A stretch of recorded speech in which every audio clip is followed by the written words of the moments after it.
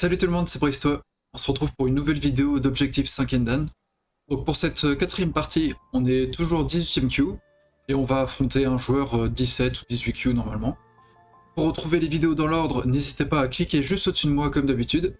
Et sinon, vous pouvez également me retrouver sur Twitch tous les mardis et les jeudis soirs. Sur ce, je lance la partie. Cette quatrième partie, on rencontre donc un 17ème queue. On a noir. Je vous mets les bonnes coordonnées, pardon. Hop. Et on va jouer deux Komoku. Donc il joue Oshi Komoku, lui. On va fermer un des deux Komoku. On va prendre un Shimari, dire ce coin normalement est à nous, et il fait de même. Et souvent, quand on ferme un Shimari, on va empêcher l'adversaire d'en faire un deuxième. Parce que c'est assez puissant de pouvoir dire j'ai deux coins, et on va voir ce qui se passe ensuite. Donc il en prend un également, il ne pourra pas en faire deux, en tout cas pas avec un Komoku. Donc là on a le choix, soit on ferme nous-mêmes ce deuxième Shimari, ce qui est assez gros, soit on vient prendre le coin en C3, mais on a une troisième solution également, c'est de venir vers J17 pour contrer l'extension de son Shimari. Je pense qu'on va prendre le deuxième Shimari, mais là ça devient tout à fait possible pour lui, au lieu de d'étendre le dernier coin, de venir sur le bord sud. Parce qu'on voit que les deux Shimari qui se font face regardent dans la même direction. Contrairement en haut, où ils regardent vers ici, et moi je regarde vers là. Donc là, il n'y a pas vraiment de conflit. Par contre, sur ce bord sud, le premier qui vient est avantagé. Donc on va y venir. Comme ça abîme un petit peu ce Shimari-là, indirectement. Donc il vient dessus, d'accord? Il veut développer de l'influence, j'imagine, en jouant avec toutes ces pierres. On voit direct un bloc qui serait formé ici. Je pense qu'on va se relier, comme il est assez fort ici, il a déjà deux pierres, on va se relier vers notre force à nous. Donc on va juste reculer. J'ai pas envie de faire année en K16, parce que s'il reculait en J15, on voit qu'il devenait déjà très fort. Alors qu'ici, par exemple, en bloquant en I17, il laisse un point de coupe. Donc là on a le choix, soit on coupe, et on sépare ces deux pierres, et un combat débute, ou alors on glisse au-dessous en I18, pour dire c'est pas grave, moi je fais des points, et ça me va. Et je pense que c'est ce qu'on va faire, parce qu'on n'est pas en retard. Et là, pour savoir, quand vous êtes deuxième ligne comme ça, pour savoir jusqu'à quand vous poussez, parce qu'en même temps, si vous poussez trop longtemps, vous laissez un mur à l'adversaire qui est sans faille, et vous, à chaque fois, vous nous faites qu'un point de plus. Donc c'est pas fou. Mais là, si blanc descend, on doit répondre, puisqu'il menace de capturer I18. Si après il joue en J18. Donc on pousse. Et s'il joue en G17, il faut regarder ensuite, est-ce que sa descente est SNT encore une fois. Et justement, vous poussez jusqu'à ce que c'est SNT pour blanc. Et quand ça l'est plus, vous pouvez Tenuki, jouer ailleurs. Donc là, je vous spoil, quand il joue G17, sa descente future en G18 n'est pas SNT, parce que ça ne menace pas de capturer ces deux pierres. Donc s'il va en G17, on va jouer ailleurs. Par exemple, sur le bord nord qui est encore ouvert, sur le bord est qui est encore ouvert également, ou alors jouer, comme il est en troisième ligne, un de ses coups à l'épaule, D8, D13, pour empêcher qu'il fasse un moyo trop grand. Pour ceux qui ne connaissent pas, un moyo, c'est un territoire potentiel qui est souvent assez conséquent. Donc c'est une zone d'influence, on voit bien que c'est à peu près un jour ou l'autre. Par exemple, ici, toute cette zone, si rajouter une pierre blanche par là, on voit que c'est un moyo, c'est un gros territoire potentiel. C'est pas des points, mais c'en est pas loin. Donc qu'est-ce qu'il va vouloir jouer ici? D'ailleurs, la descente en G18 n'est pas vraiment possible, parce qu'on pourrait couper. Et là, il se retrouverait avec un groupe, un deuxième ici et un troisième là. Ce qu'il y a, c'est qu'il est vers l'extérieur, donc les combats sont difficiles, on va direct vers le centre. Alors que moi, même si ces 4 pierres ne sont pas reliées, 9 et 13 ne sont pas reliées directement, s'il vient en J18 un jour, on le pousse vers le bord et on capture la pierre. Donc elles sont virtuellement connectées. J'ai beaucoup moins de soucis. Donc désolé, il y a eu une petite coupure. Mon adversaire est parti, donc j'ai gagné par forfait. On va s'en lancer une autre tout de suite. Allez, on reprend ça. Donc pour cette quatrième partie bis, on se retrouve contre un 17ème queue. On va jouer un Oshi, et il joue Sansan. Ok, donc c'est un joueur très territorial ici. On va jouer un deuxième Oshi, Et je pense qu'il va aller sur un deuxième Sansan. Ouais, effectivement. Donc très territorial. Pas de problème. C'est l'influence contre le territoire. On va directement fermer un coin.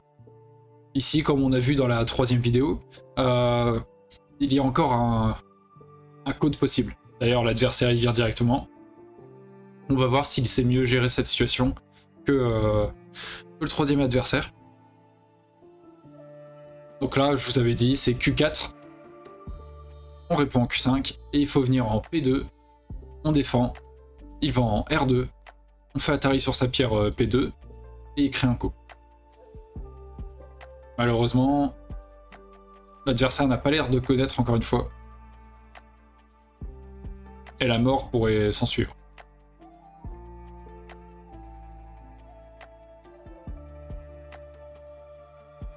On vient ici, on bloque, hein, de toute façon. Il peut encore créer le coup.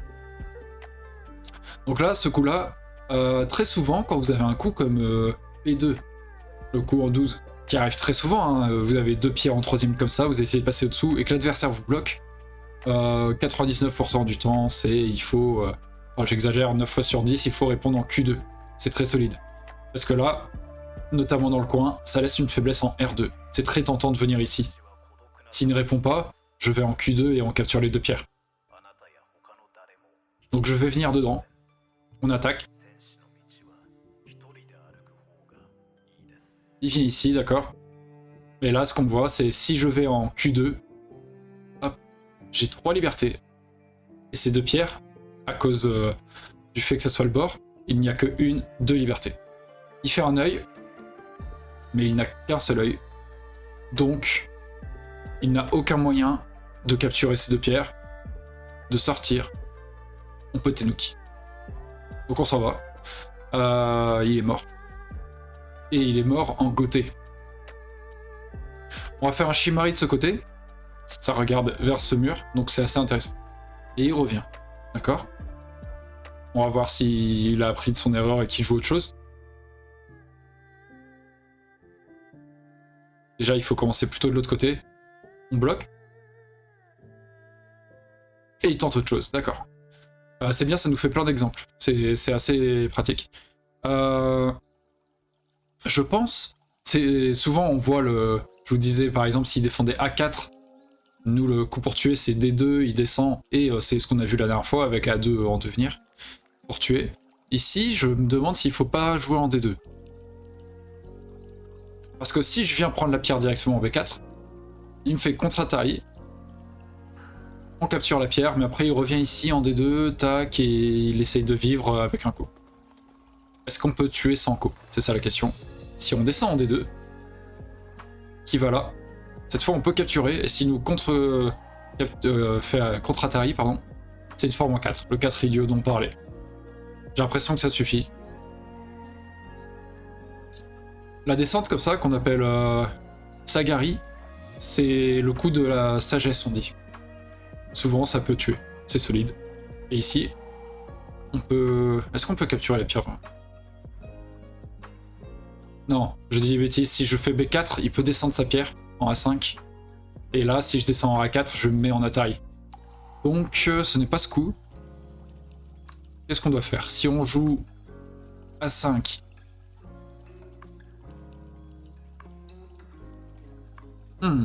Tsumego, c'est un Tsumego, c'est un problème de vie et de mort. Peut-être qu'on doit jouer A5. S'il répond en B4, c'est une forme en 5. On avait vu que la forme en 5, B2 tué. Donc si on joue ça, qui répond B4, c'est mauvais. S'il répond A2, on peut jouer en B1, donc c'est pas bon. S'il joue en B1, on joue en A2. Et même s'il répond ici, on monte. Donc j'ai l'impression que ce coup, tout simplement, tue. On va vérifier. Il joue ici. Bon, là, c'est sûr. Forme en 5. Pas hésiter, c'est au milieu le point vital. S'il joue en B1, on descend. Et quand il capturera les pierres, il n'y aura qu'un seul espace, qu'un seul œil. De 2 libertés, certes, mais les 2 libertés ne sont pas séparées. Et il meurt Goté encore une fois. Ça, c'est dramatique. C'est la pire chose qui puisse arriver au Go de mourir Goté. On va jouer ailleurs. On va taper au-dessus. Donc un San-San, les approches les plus classiques, on va essayer de faire les deux pour voir. C'est venir en Hoshi, en 4-4. Et on joue assez simple, on lui donne le territoire, on prend l'influence. Ou alors on peut approcher en Q14 par exemple. Alors l'adversaire peut se développer en N17 ou N16. Et nous on prend une extension naturelle de N+1 en Q11. Alors on aura une pierre en Q14, N1, une pierre, plus 1, donc 1, 2, et on joue là. Il pousse, on n'a pas envie qu'il fasse le année à la tête de pierre. Si on joue en C16, il fait année à la tête de 3 pierres, ce qui est mauvais également. Donc, on répond. Il ne fait pas tant que ça de points pour le moment. De toute manière, on est largement en avance avec ce qui s'est passé. À chaque fois qu'il pousse ici, ça fait 2 points. À chaque fois qu'on pousse nous, ça fait une influence. Ce n'est pas des points, mais ça fait une force sans aucune faille. Donc c'est mauvais de sa part là. On accepte tant qu'il le fait, et s'il le fait jusqu'au bout, on accepte. Parce que ça sera assez dur pour lui de venir au centre. S'il y vient, il se cognera contre des murs à chaque fois. Donc c'est un peu particulier cette séquence. Mais ce n'est pas mauvais pour Noir. On va accepter jusqu'au bout. Hein. Il n'y a aucune raison. Ça fait quoi? Ça fera 38 points. 19 x 2, pardon. Et ici, on peut fermer en Kema, par exemple. Parce que si je continue en Nobi, il peut pousser en Q16 et on sait pas trop ce qui se passe. On peut fermer en Kema. De toute manière, même s'il vient en P16, on va en P15 et qu'il coupe, je pense qu'il y a un Shisho ou un Geta, ça devrait aller. Et il vient là, d'accord. Donc là, on a plusieurs choix. Soit on étend par ici pour dire on se développe de ce côté, parce que là, il peut jouer un Q13 qui menace de passer par au-dessous. Il y a des séquences en... Il y a 2 pierres comme ça blanches, avec une pierre noire au milieu, ou inversement. On peut connecter par au-dessous. Donc il pourrait jouer ça en invasion, on sépare, et il va à notre endroit. Ou alors on ferme de ce côté, puisqu'il pourrait glisser ici. Mais en vrai, s'il glisse au-dessous ici, on saute, et c'est pas bien grave. Donc je pense qu'on va juste défendre de ce côté. C'est là où il pourra envahir le plus facilement. Comme cette pierre était isolée. Voilà, il saute par là. Et ici, on peut soit aller en D14, soit aller en C15. C15, ça lui laisse peut-être des petites possibilités de jouer des coups C14 directement. Si on descend, il peut menacer de couper, tac, et s'étendre. Donc on va jouer solide, on va sauter, et dire, regarde, moi je menace de prendre quand même quelque chose de très intéressant. Encore une fois, est-ce qu'on peut bloquer? C13. C13, il faut imaginer, s'il coupe, qu'est-ce qui se passe? On fait Atari en C15, il descend, on descend, on peut mettre Atari, on sort, et c'est du combat. On va continuer. On n'a aucune raison de prendre des risques en fait. Et je vois bien son plan, hein. En fait là on donne 2 points à chaque fois, je vois bien son plan, c'est de venir après au milieu, et là il faudra jouer de sa force. C'est que du noir autour, il faudra vraiment... voilà. Il faut vraiment dire, non, non, tu ne peux pas vivre ici. Ou alors, petit. Par exemple, là j'ai plusieurs choix. Soit attaquer vraiment et essayer de retirer la base de vie d'un côté en jouant L3 ou H3, mais on voit que de chaque côté il peut prendre une extension naturelle. Si je vais en H3, il va en M3. Si je vais en L3, il va en G3. Ce qu'on peut faire aussi, c'est recouvrir par-dessus. Et dire, d'accord, tu peux vivre sur le bord.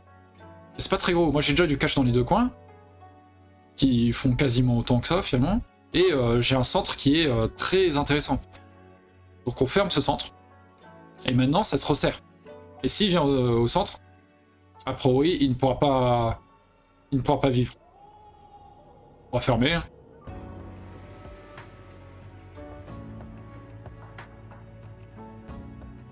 Donc ici il menace de capturer la pierre, donc on va capturer ces 2 pierres forcément. S'il nous fait Atari, on capture. Hop. Il monte, on bloque le centre, qui a 1, 2, 3, 4, 5, 6, 7, 8, 9, 10. 1, 2, 3, 4, 5, 6, 7, 8, 9, 10. Bon, il y a 120 points potentiel. Donc c'est plutôt alléchant. plus les 2 coins qu'on a. C'est largement suffisant. On bloque. Donc la partie est un peu particulière, mais c'est des choses qui peuvent arriver à ce niveau, donc c'est bien aussi de voir ce genre de partie. Je pense que ça servira à certains dans le chat, sur la page YouTube, pardon. Donc il pousse ici, d'accord. Donc il est très solide, mais finalement, on voit qu'il ne fait pas tant que 7 points. Hein. Il y a quoi? Ça, c'est pas encore un point sûr, parce qu'on peut faire Atari. 1, 2, 3, 4, 5, 6, 7, 8, 9, on va dire, il y a 10, 12 points. On peut pousser ici. Il va défendre, j'imagine. Et on va là. C'est même pas un point de coupe I5, parce que s'il coupe en I5, on fait Atari en I6, il va en H5 et on capture les 2 pierres. Donc là, ce qu'il peut faire, c'est menacer avec F5. F5, si on bloque, il peut aller en G4, ça menace de faire double Atari, on protège. Et s'il recule, il peut mettre en danger ses 3 pierres, peut-être. Donc, on va juste jouer solide. On voit qu'on a une petite faiblesse ici, peut-être. On y joue. C'est le coup que l'adversaire voulait jouer. Ici, pareil. Il y a peu de chances que ça marche pour blanc, mais s'il joue en D1, on joue en E1, pour dire non, non, tu ne vas pas connecter tes pierres par-dessous et sauver tout ça, tout le coin. Et là, il peut faire Atari en E2. Tout ce qu'on peut faire, c'est capturer. Et on voit que c'est un coup. C'est un coup un peu particulier sur le bord. Et ça marche. Donc, on va dire non. On va descendre, on va dire non. Lui, c'est aucune possibilité. Il capture, mais il n'a qu'un seul œil. Et quels sont les gros coups? On voit qu'ici, on peut faire un bon coup de Yosei, un coup de fin de partie. C'est sur la 2e ligne. Donc c'est assez gros, ça menace de rentrer à l'intérieur. Mais ici, on a un coup qui ferme complètement, qui verrouille le bord également, et c'est sur la 3e ligne, donc a priori, c'est plus gros.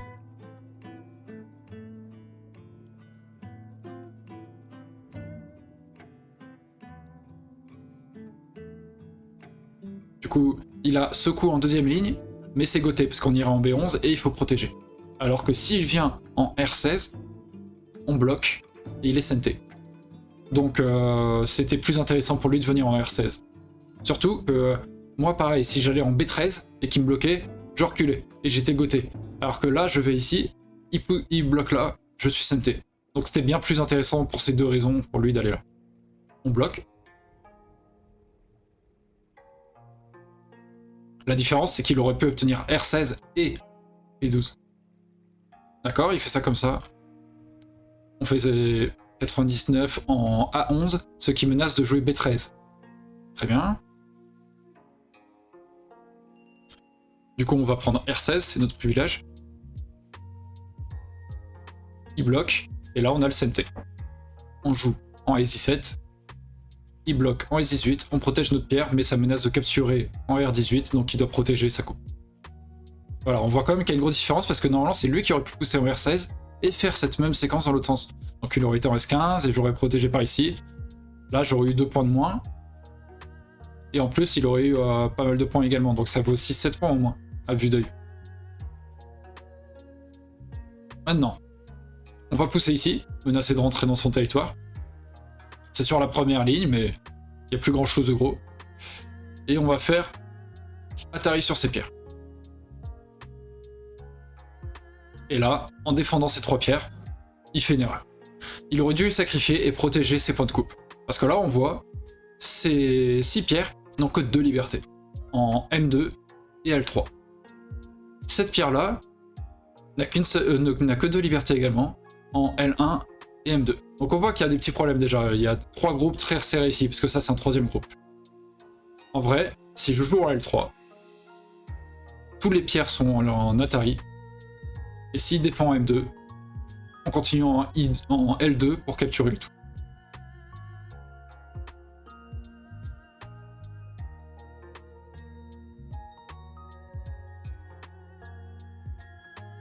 On va connecter solide.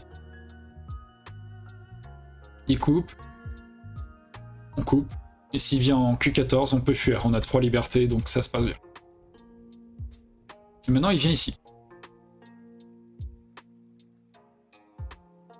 On va sauter par là. On lui enlève sa direction. C'est par ici qu'il aimerait chercher des yeux. Très bien. On le pousse. Et on l'enferme. Je pense que j'ai pas besoin de rajouter tous les coups forcément, mais c'est pour bien dire, voilà, il peut plus bouger normalement. Il peut descendre, mais quand il essaie de bloquer, et on n'a plus que 2 libertés certes, mais d'abord on met Atari 124, il n'a plus qu'une seule liberté en P14, et ensuite on vient capturer cette pierre. Donc tout va bien. Il vient au centre, mais c'est trop tard. C'est normalement, si noir ne fait pas d'erreur, blanc ne peut pas vivre dans ça. C'est beaucoup trop serré, en plus c'est des lignes, c'est vraiment en béton quoi.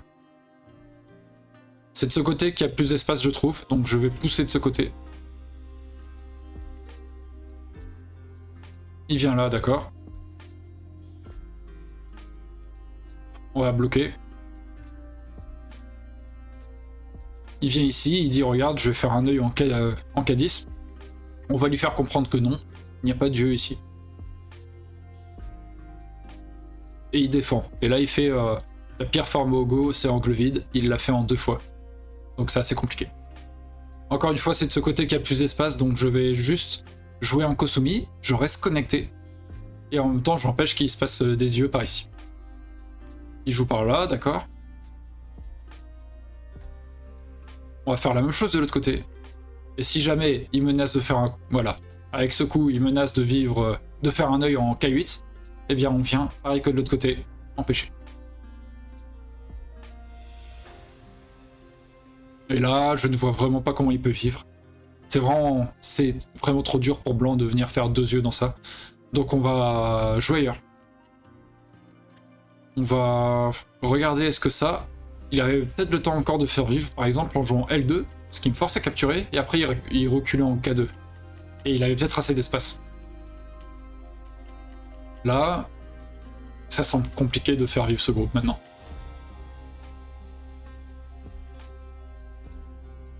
Atari. On peut capturer la pierre. Les pierres. Il protège. Et là, il a une forme en 6. On va venir ici pour le forcer à faire une forme en 5. Donc, comme la forme en 5 ici, on joue au milieu. Et oui, il peut capturer cette pierre. Mais s'il la capture en E1, on vient en E2, et cet espace ici sera capturé un jour. On pourra capturer cette pierre. Ou alors, il devra la défendre. C'est donc ce qu'on appelle un faux œil, encore une fois. Il recule ici, on protège. Il recule là. On empêche qu'il aille vers ce côté. Il vient ici pour menacer d'attaquer cette pierre. On va tout simplement bloquer de ce côté parce qu'il peut pas capturer cette pierre. S'il joue Atari de ce côté, on fuit là. Et on pourra connecter d'un côté ou de l'autre. Et ici, on connecte deux pierres. On bloque. Et là, il peut plus aller à droite, il peut plus aller à gauche. En haut, c'est un mur. Et en bas, ça va être compliqué de faire quelque chose également. On va juste connecter nos pierres. Et là, il veut peut-être attaquer ça. On vient ici. Même s'il capture cette pierre, ça ne fait qu'un œil. Donc c'est pas grave. Je vais juste mettre le dernier coup. Donc il menace de capturer cette pierre. On n'a pas besoin de la protéger normalement. Parce que même s'il la capture, on peut refaire Atari derrière. Et encore une fois, c'est un faux œil. Donc on va juste fermer ici, lui dire regarde, c'est vraiment fermé. Il va la capturer, je pense. Non, même pas. On va sauver cette pierre. K11. Il capture. On défend pour pas qu'il rentre quand même. Il protège. Et on va... Donc, tout est fermé ici. Tout est fermé là. Et son territoire ici. Donc il faut jouer vers les séquences là. Si on cherchait vraiment l'erreur de l'adversaire, on pourrait jouer du A13 peut-être ou A14. On va juste jouer à la limite, à la frontière. On protège. Et tout est fermé. Normalement, là, la partie est finie.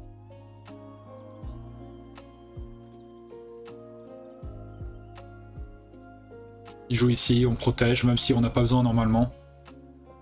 C'est pour lui faire comprendre que c'est fini normalement. Ici, il a juste un pâté. Il coupe. Comme on disait, on joue de ce côté. On avait montré l'exemple en I5. Mais s'il joue en H5, c'est pareil. On pousse. Il continue. Mais grâce à la formation de ces pierres, I4 et J5, il ne gagne que une seule liberté en I6. Donc on capture.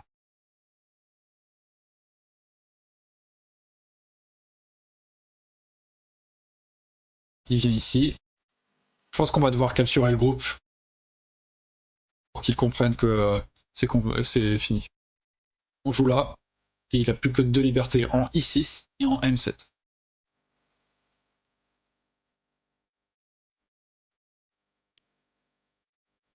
Et là, même s'il fuit ici, on capture le tout.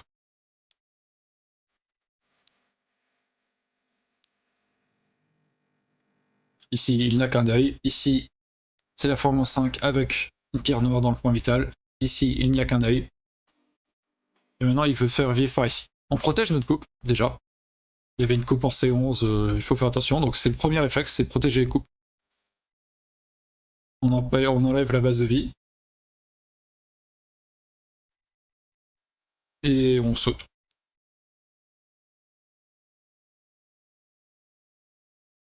On protège notre pierre. Il n'y a aucune raison qu'on ne le fasse pas. Et ici, en fait, il faut vraiment se dire de sa part, et vous, si jamais vous voulez envahir aussi des fois dans des territoires comme ça, il faut se dire, est-ce qu'en jouant un coup sur deux, j'ai vraiment le temps de faire 2 yeux? La réponse ici est non. Le coup en A8, encore une fois, c'est une pierre que je pourrais mettre en Atari, de ce côté ou de ce côté. Donc c'est un faux œil.